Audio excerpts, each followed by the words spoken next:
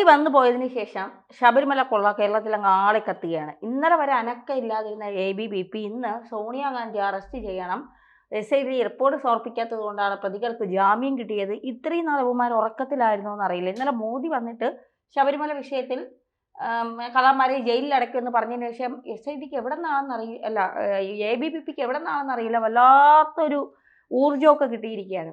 പറയുന്നതിൽ ഒരു കാര്യം സത്യമാണ്, മുരാരി ബാബുവിന് ജാമ്യം കിട്ടി. മുരാരി ബാബുവിന് ജാമ്യം കിട്ടാനേ പാടില്ല, പക്ഷേ SIT റിപ്പോർട്ട് സമർപ്പിക്കാത്തതിൻ്റെ അടിസ്ഥാനത്തിൽ കോടതിയിൽ നിന്ന് ജാമ്യം കിട്ടി. അയാൾ പെരുന്നയിലെ വീട്ടിലെത്തി. ഇനി ഓരോരുത്തർക്കായി ജാമ്യം കിട്ടുമെന്ന് വിശ്വാസികൾ പ്രതീക്ഷിക്കുന്നുണ്ട്. ഒരുപക്ഷെ SIT പ്രതികളെയൊക്കെ വെറുതെ വിടാൻ, അല്ലെങ്കിൽ പ്രതികൾക്കൊക്കെ ജാമ്യം കിട്ടാനുള്ള ഒരു നീക്കത്തിലേക്കാണോ പോകുന്നത്? ശിക്ഷിക്കുന്നതിനേക്കാൾ ഇവരെ രക്ഷിക്കുക എന്നതാണ് SITയുടെ ഒരു അജണ്ട, ടാർഗറ്റ് എന്ന് പറയുന്നത്. അതിനകത്തിപ്പോൾ അങ്ങനെ വിചാരിക്കേണ്ടി വരും. കാരണം ഈ കേസ് എങ്ങും എത്താതെ പോകുന്ന രീതിയിലേക്കാണ് നിയമവിദഗ്ധർ അല്ലെങ്കിൽ നിയമത്തെ പറ്റി കുറച്ചെങ്കിലും പഠിച്ചിട്ടുള്ള ആൾക്കാർക്ക് മനസ്സിലാവും. അതായത് ഒരു കേസ് എടുത്തതിന് ശേഷം ഒരുപക്ഷെ കോടതിയെ ഭയന്ന് കേസ് അന്വേഷിക്കുന്നു, കോടതിയെ ഭയന്ന് അതിൻ്റെ നമ്മൾ പറയത്തില്ലേ ആർക്കാണ്ട് വേണ്ടി ഓക്കാനിക്കുക എന്നൊരു പഴഞ്ചൊല്ലുണ്ട്, അതേ രീതിയിൽ ഓക്കാനിച്ചുകൊണ്ടിരിക്കുകയാണ്. ഇന്നലെ നമ്മൾ ഒരാളെ 11ാം പ്രതിയെ അറസ്റ്റ് ചെയ്ത് ജയിലിലാക്കിയില്ലേ എന്ന് പുറകെ നടന്ന് ചോദിക്കുന്നതും അങ്ങനെ ജയിലിലാക്കുന്നു. അദ്ദേഹത്തെ അറസ്റ്റ് ചെയ്യുന്നതിന് വേണ്ടി അയാളെ എന്താ അറസ്റ്റ് ചെയ്യാത്തതെന്ന് പുറകെ നടന്ന് ചോദിച്ചിട്ട് അറസ്റ്റ് ചെയ്യുന്നതായിട്ടൊരു അവസ്ഥ.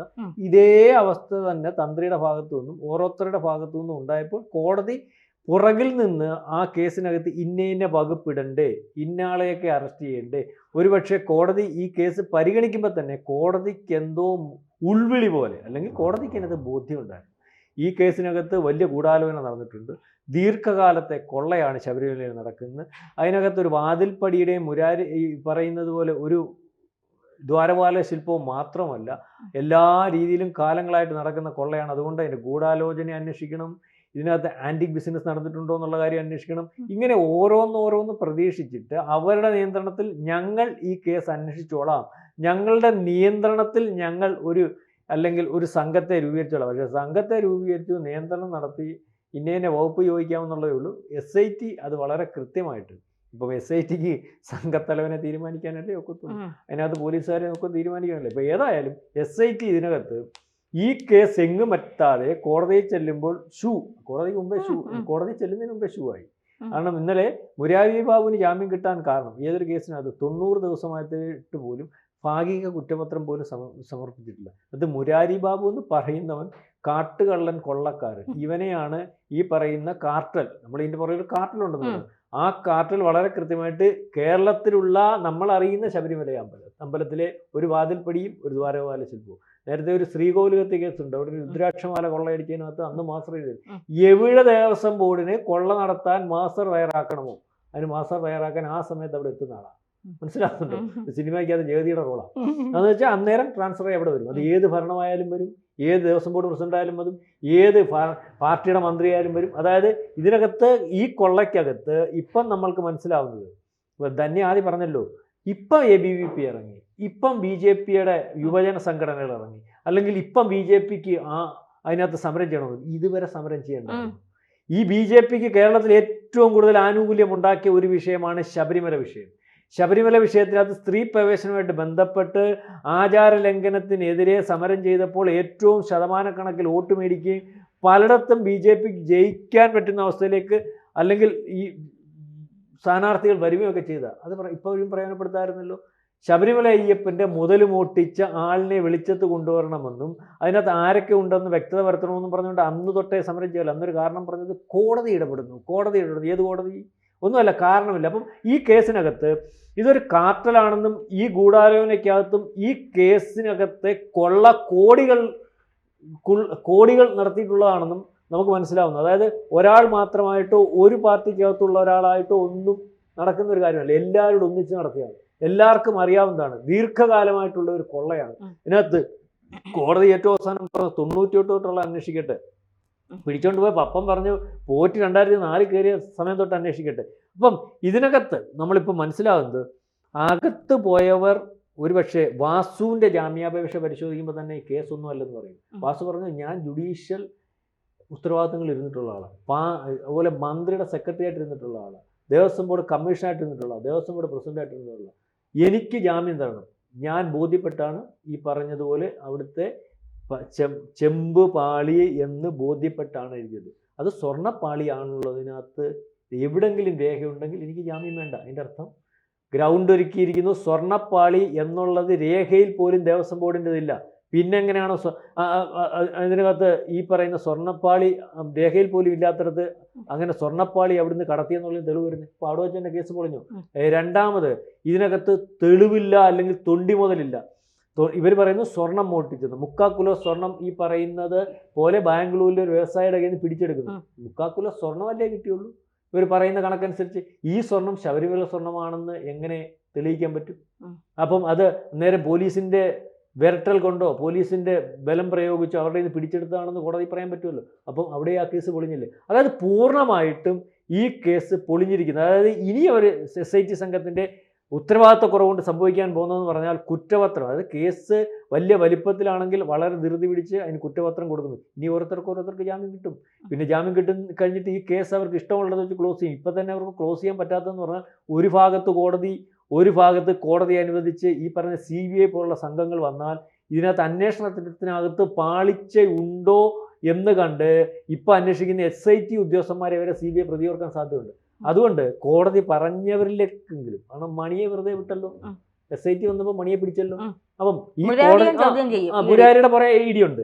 പറഞ്ഞാൽ ഈ പറഞ്ഞ പപ്പം പറഞ്ഞ ദൈവതുല്യനായിട്ടുള്ള മന്ത്രിയുടെ പുറകിൽ ED ഉണ്ട്. അപ്പം പുറത്ത് നിന്ന് 10-35 പേരെയും 28ഓളം ഇടത്ത് റെയ്ഡ് നടത്തി 8 ഇടം, അല്ലെങ്കിൽ ഈ പറഞ്ഞതുപോലെ 8 ഇടത്ത് ഇതിനകത്ത് ഇടപെട്ടിട്ടുണ്ടെന്നുള്ള രീതിയിലൊക്കെ ED പറഞ്ഞല്ലോ. അപ്പം ED പറയും ഇതിനകത്ത് ഗൂഢാലോചനയുണ്ട്. CBI അന്വേഷിക്കാൻ വരുമ്പോൾ ഈ ഗൂഢാലോചനയുടെ ഭാഗമായിട്ട് SIT സംഘത്തിൽ ഉദ്യോഗസ്ഥന്മാർ ഉണ്ടാവാതിരിക്കുന്നതിന് വേണ്ടി കോടതി പറഞ്ഞിട്ടുള്ളതും ഇതിനകത്ത് പ്രഥമദൃഷ്ട്യാ പരിശോധിക്കുമ്പോൾ പ്രതികളായിട്ടുള്ളവരെയും പ്രതി ചേർത്ത് പോകുന്ന ഒരു ജോലിയാണ് ഇപ്പം SIT സംഘം നടത്തിക്കൊണ്ടിരിക്കുന്നത്. അതായത് SIT സംഘത്തിനകത്തുള്ളവർക്ക് രക്ഷപ്പെടണം, എന്നാൽ ഈ കേസ് ഒരു കാലത്തും കോടതിയിൽ വരുമ്പോൾ പ്രതികൾ ശിക്ഷിക്കപ്പെടുന്ന ഒരവസ്ഥ ഉണ്ടാകും. അതായത് ഇപ്പോൾ നമ്മൾ കാണുന്നത് പരസ്പരം അഡ്ജസ്റ്റ്മെന്റ് ആയിട്ട് പോകുന്നത്. BJP-ക്കാരുണ്ടാവാം. BJP ഇന്നലെ ആ സമരം തുടങ്ങി. ഇത്രയും ദിവസം എന്താ സമരം? കോൺഗ്രസ്സുകാരൻ സതീശനെടുത്ത് ചോദിക്കും, പറയും സോണിയാഗാന്ധിയുടെ കൂടെ വന്ന ഫോട്ടോ ഉണ്ടല്ലോ. സതീശൻ പറയുന്ന മറുപടി എന്താണ്? മുഖ്യമന്ത്രിയുടെ കൂടെ വന്ന ഫോട്ടോ ഉണ്ടല്ലോ. അതാണ് അതിൻ്റെ മറുപടി. സോണിയാഗാന്ധിയുടെ കൂടെ വന്ന ഫോട്ടോ ഉണ്ടെങ്കിൽ എന്തിന് സോണിയാഗാന്ധിയുടെ കൂടെ പോറ്റി നിന്നതെന്ന് വ്യക്തത വരുത്തി പറയണം.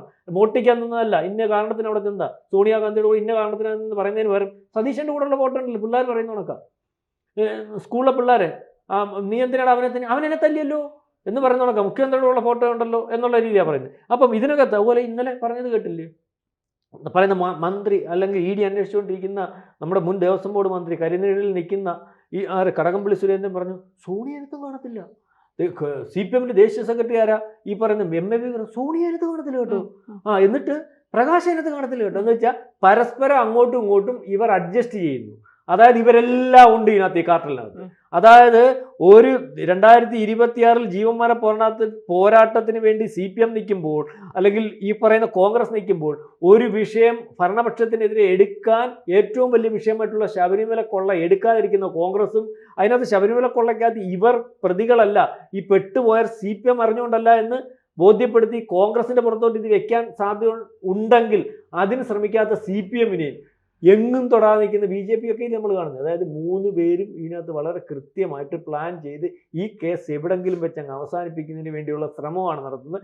അതിനുവേണ്ടി ഉപയോഗിച്ച അല്ലെ കോടതി ഉപയോഗിച്ച ഉദ്യോഗസ്ഥന്മാരും SIT-യും ശ്രമിക്കുന്നു എന്ന് വേണം ഇതിനകത്തൊന്ന് മനസ്സിലാക്കാൻ.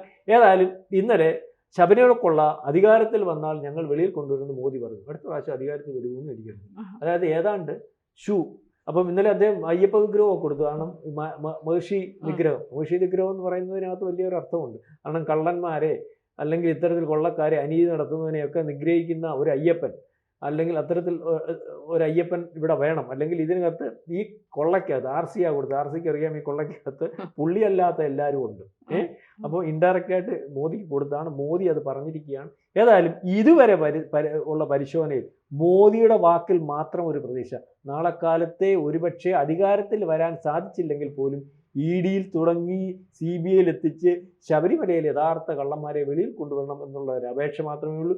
ഈ പറയുന്ന അന്വേഷണത്തിലോ കോടതിയുടെ ഇടപെടലിനകത്ത്, കോടതിയുടെ നിസ്സഹായാവസ്ഥയിലോ ഒക്കെ നമുക്ക് കാണാൻ സാധിക്കുന്നത് ഇപ്പം നടക്കുന്ന അന്വേഷണത്തിനകത്ത് ഇന്നലെ മൂരി ബാബു ഉൾപ്പെടെ ഉള്ളവർ വെളിയിൽ വന്നപ്പോൾ ഈ കള്ളന്മാരെല്ലാം ക്യൂ ആയിട്ട് വെളിയിൽ വരും. ഈ കോടതിയിൽ ഈ കേസ് ഇപ്പോഴത്തെ അന്വേഷണത്തിൽ നിൽക്കത്തില്ല. അതേ രീതിയിലേക്കാണ് അതിൻ്റെ പോക്ക്, അല്ലെങ്കിൽ അതേ രീതിയിലേക്ക് കൊണ്ടുപോകുന്നതിന് വേണ്ടി എല്ലാവരുടെയും താല്പര്യവും ഡയറക്ഷനും ഉണ്ടെന്ന് വേണം കരുതാൻ. അതിനിപ്പോൾ പിന്നെ സാർ അതിൻ്റെ വളരെ സമഗ്രമായാണ് സാറ് സംസാരിച്ചത്. അപ്പോൾ അതിനകത്ത് എനിക്ക് തോന്നുന്നത് പറയുന്നത് നമ്മുടെ ഒരു ഗതികേടാണ്.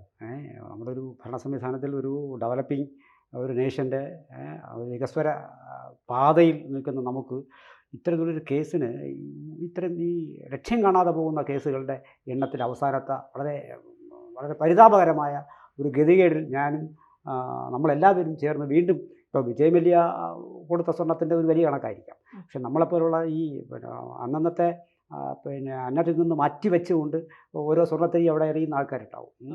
അപ്പോൾ അവരുടെയൊക്കെ മനസ്സിലേക്കുന്ന മുറിവ് അയ്യപ്പന് പോലും ആ മുറിവ് ഉണക്കാൻ കഴിയാത്ത സാഹചര്യത്തിലൂടെയാണ് നമ്മുടെ ഭരണ സംവിധാനങ്ങൾ 3 പേരും കൈപ്പസാർ പറഞ്ഞ പോലെ ഇന്നാണ് ABP പേർക്ക് ബോധോദയം ഉണ്ടായത്. അപ്പോൾ ഇതിന് പരിഹാരമുണ്ട് ഇല്ലെന്ന് ഞാൻ ഒരിക്കലും പറയില്ല. പലപ്പോഴും നമുക്ക് പല വാക്കുകളെടുത്ത് പറയാൻ പറ്റാത്തത് കോടതി ഉള്ളതുകൊണ്ടാണ് നമുക്ക് പലതും പറയാൻ പറ്റാത്തത്. പക്ഷേ ഇതിനകത്ത് പരിഹാരമുണ്ട്. ഇത് ഇങ്ങനെയുള്ള കാര്യങ്ങളൊക്കെ അതിന് പിന്നെ ഈ ജനം ഒരുമിക്കേണ്ട ഒരു സാഹചര്യമുണ്ട്. ജനം എങ്ങനെ വരും? ജനാധിപത്യ സംവിധാനത്തിൽ കൂടി തന്നെ എതിർപ്പ് പ്രകടിപ്പിക്കാനുള്ള നമ്മുടെ അവകാശങ്ങളെ കൃത്യമായി വലിയ വിശാലാർത്ഥത്തിലാണ് നോട്ട എന്ന് പറയുന്നൊരു സംഭവം ഇവിടെ നമുക്ക് തന്നത്. ഞാൻ ഇത്രയും പറയുന്നുള്ളൂ. ജനാധിപത്യ സംവിധാനത്തിൽ കൂടി നമുക്ക് എതിർപ്പ് പ്രകടിപ്പിക്കാനുള്ള ഏറ്റവും വലിയ ടൂള് നമ്മുടെ കയ്യിലിരിക്കവേ നമ്മുടെ ജനം ആലോചിക്കട്ടെ. പിന്നീടൊരിക്കൽ നമുക്ക് അതിനെക്കുറിച്ച് വിശദമായി സംസാരിക്കാം.